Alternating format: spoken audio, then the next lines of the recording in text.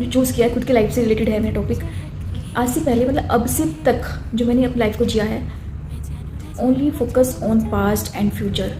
समझ रहे हैं कि मैंने उस चीज़ पर कंट्रोल किया है अपनी लाइफ में, जो जिस चीज़ पर कंट्रोल कर ही नहीं सकती थी। अपने पास्ट में जो हो चुका है वो हो चुका है, जो नहीं हुआ है वो मेरे हाथ में नहीं है क्या होगा। तो I wasted too much energy in waste of things को, जहाँ मैं आज, क्योंकि हमारे हाथ में कुछ भी नहीं है, हमारे हाथ में सिर्फ आज है, अभी है, जो चल रहा है। अभी तक मुझे लगता था कि अच्छा ये वाली ड्रेस मैंने रखी है, ये तो मैं उस दिन पहनूंगी, अच्छा ये वाली मूवी तो मैं तभी देखूँगी जब ये हो जाएगा। मतलब हमेशा कोई ना कोई कंडीशन थी वो काम करने के लिए, लेकिन अब मुझे लगता है कि लाइफ तो निकल रही है ना, हर दिन लाइफ निकल रही है, तो मैं किसके लिए वेट कर रही हूँ?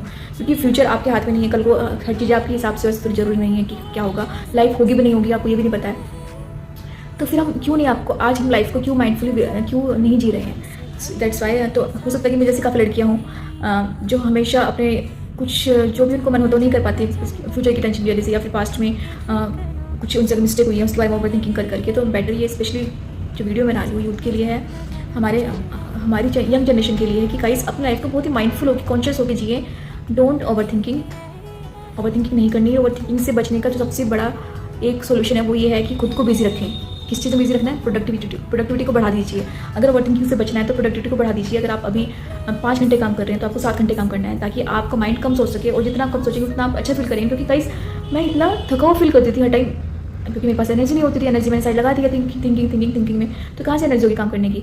तो बेटर है कि आप आज पे फोकस करिए, और आज जो कर सकते हैं अपना 100% दीजिए, अपनी तरफ से बेस्ट करिए। स्किल्स डेवलप कर सकते हैं। सबसे पहले अपनी हेल्थ को प्रायोरिटाइज करिए, जिसको हम नहीं करते हैं, स्पेशली इंडियंस नहीं करते हैं। आप देख सकते हैं कि ओवरऑल वर्ल्ड में अगर सबसे शेप्स में अनफिट है वो इंडियंस है। आप फॉरेन देख लीजिए कितने फिट हैं फॉरनर्स, इंडियंस नहीं है फिट।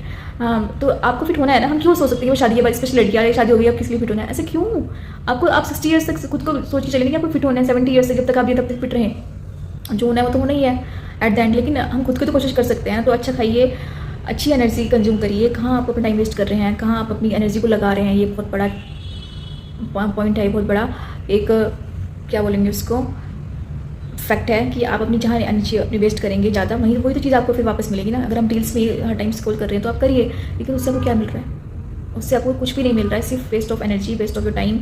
और आपको कभी कभी देखिए फिर कंपेरिजन आता है कि हम ऐसा क्यों नहीं कर रहे, इससे वो कर रहे हैं, हमारी लाइफ उनसे कितना अलग है, तो और उसके हम फिर डिमोटिवेट हो जाते हैं। तो बेटर है कि आप और अच्छा करने की कोशिश करें जिस चीज़ में कर सकते हैं। अगर आप जॉब कर रहे हैं तो आप कुछ अपनी साइड इनकम पे फोकस कर सकते हैं। अगर आप साइड इनकम, आपको पैसे में इतना इंटरेस्ट नहीं है, तो आप खुद की पीस के लिए काम कर सकते हैं, मेडिटेशन कर सकते हैं, या फिर बुक्स पढ़ सकते हैं, जर्नलिंग कर सकते हैं। बहुत काम है अगर खुद की लाइफ को हम सच में सीरियसली लें तो।